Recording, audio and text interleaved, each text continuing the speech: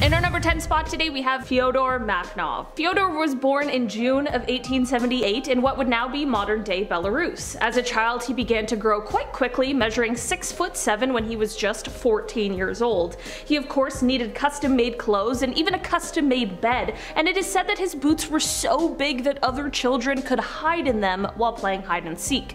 Because of the times he lived in as well as his exceptional height, at just 16 years old he began to perform in the circus, where it is said he grew to be 8'2". Someone of this size is going to have quite the appetite, you need a lot of fuel to keep that body going, and it is said that in an average daily breakfast he would eat 20 eggs, 8 loaves of bread, and would drink 2 liters of tea. And that's just for breakfast. Scientists would often approach him to ask if he would sign a contract for ownership of his body after he passed, but he always refused because he was afraid that if he signed the contract, he would be killed. Sadly, he would pass away at quite an early age. In 1912 he passed at just 34 years old. He left behind his wife, who was tall for a woman but at the time still stood 3 feet and 3 inches shorter than him, as well as 4 children. Guys, before we get into number 9, don't forget to like this video, give it a thumbs up, it really helps us out. Thank you so much, I appreciate it. In our number 9 spot today we have Bernard Coyne, also referred to as Bernard the Giant. He was born in Iowa on July 27th, 1897. His true height is still disputed. Some people say he was 8'2", some say he was 8'4", and some say he was as tall as 8'8", and whichever it really was, Bernard was clearly over 8 feet tall, which, especially in the 1800s, was unbelievable. Bernard's height can be attributed to a rare syndrome called unicoidal infantile gigantism, colloquially known as daddy long leg syndrome. Apparently, Bernard's parents for a while would exhibit their son in order to earn money. They'd put him on display, but eventually they stopped because they feared it might put them in the spotlight of God's wrath. I mean, yeah, no worries, don't worry about the effect it would have on your kid, just worry about the wrath of God.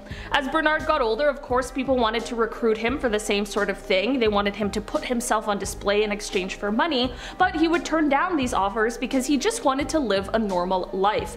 Bernard was so tall that during World War I he was actually rejected by the army due to his tall stature. Like many of the people on this list, Bernard would pass at quite a young age. In just 1921, Bernard died at the age of 23. In our number 8 spot today we have Zhan Shichai. Zhan was born in China in the 1840s, but he would later move to England and tour around, known as Chang Wu Gao. Before his move, however, he grew to be 7 feet 9 inches tall, and he was actually appointed as a member of the Emperor's court. His move to England was initially supposed to be just a short trip, but he would go on to stay for 2 years because thousands of people paid 3 shillings just to see him and his tall stature. He went on to tour throughout the rest of Europe as well, and sometimes during his show he would be displayed beside a little person in order to really dramatize just how tall he was, and in 1881 he went on to join P.T. Barnum's circus.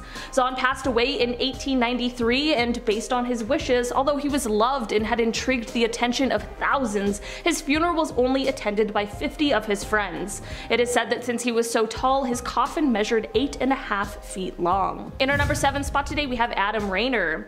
So many of the people on this list started out growing quite tall at young ages, but that couldn't be further from the truth for Adam.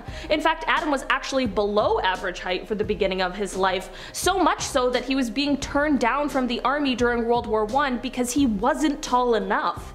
Adam was born in Austria in 1899, and at his first attempt to join the army, he was only 4'6". He tried to join again the following year but was rejected, and at 19 years old he measured only 4'8". Just a couple of years later, however, at age 21 things would drastically change and he would soon reach a height of 7'1". This fast-paced and late growth spurt caused him some troubles though, because as he grew, his spinal cord curved. Eventually, Adam went on to get surgery to try and stop his pituitary gland from creating more growth hormones, but this did not stop it entirely and merely just slowed the pace at which he grew. His health would continue to decline because of his condition, and it left him blind in one eye, deaf in one ear, and eventually his curved spine left him unable to get out of bed. Adam passed away at the age of 51 years old after reaching a height of 7'8". In our number 6 spot today we have Agnes Macaskill. Agnes was born in Scotland in 1825, and it is said that he is quite the anomaly because he didn't have any kind of condition that caused him to grow so tall. He just was, and because of the fact that at birth he was so small, doctors weren't sure if he was going to survive. Agnes might not be the tallest man on this list, but he sure wasn't small. He measured at 7'9", but he was also just a massive person with great strength, said to weigh 500 pounds, and had the ability to lift a ship's anchor. It is said that Agnes would often receive requests from people who wanted to wrestle him, which is absolutely hilarious, but that one man changed his mind after he shook hands with Agnes, and Agnes continued to shake his hand until it bled. A little dramatic for sure, but I appreciate the effect. In 1849, Agnes joined the circus and would tour many countries before going into real estate and opening a store. In 1863, Agnes passed away as a result of brain fever. In our number 5 spot today, we have Robert Wadlow. Robert was born on February 22nd, 1918, and although he was an average size at birth, by age 5 he was already 5'4". Like, that's almost my height. Imagine an actual toddler walking around the size of a grown-ass man. New definition to the terrible twos. That's just kind of horrifying. Try to put him in a timeout, but you have to like square up. By 17 years old, he was standing at 8'1", making him one of the, if not the, tallest teenager ever. His huge appetite had him consuming 8,000 calories a day, but being this tall isn't all glitz and glamour, and it can come with some very serious side effects. He had trouble walking because of his fast growth, and this required him to have braces on his legs as well as use a walking stick. Unfortunately, an ill-fitted brace would eventually lead to his untimely death. In 1940, Robert received a new leg brace that didn't fit properly, and just 1 week later this brace caused a blister. Seems like a minor inconvenience, but this blister went on to become really infected. This infection very sadly went on to take Robert's life at the early age of just 22 years old. In our number 4 spot today, we have Anna Haining Bates. Anna was born in Nova Scotia in August 1846, and by the time she was 22 years old, she was already standing at a height of 7'6". At age 16, Anna went into show business because it was very clear she was taller than the average female. She began touring around, and in 1865 had a frightening moment at Barnum's Museum when it caught fire and she was too tall to escape through a window. She thought she had met her end because the stairs were on fire, but thankfully she was saved when employees broke the wall and she was lifted out with a crane. In 1871, Anna met another super tall person named Martin Van Buren Bates, who was also known as the Kentucky Giant and who was 7'8". The pair got married and were often exhibited at circuses as the tallest married couple in the world.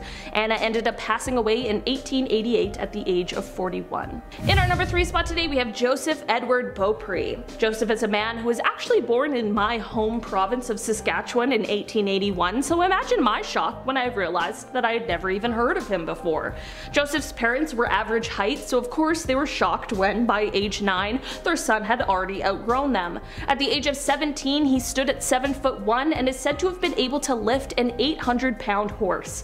By the time 1904 rolled around, Joseph was 8'3", and he tried to become a cowboy, but realized this probably wasn't the career for him, considering his feet touched the ground while he was riding a horse. At 21, he joined the circus, but as one can imagine, this took quite a toll on him, and it is said that he was also dealing with tuberculosis at the time, which is just crazy. Sadly, the story takes quite a dark turn as, at age 23, after a performance and after coughing up blood, Joseph went unconscious and never woke up again. The circus refused to pay his burial expenses, and his father was unfortunately too poor to afford it, which meant that his body remained with the undertakers, who began displaying it in store windows and museums. Joseph's body would remain with people who never should have had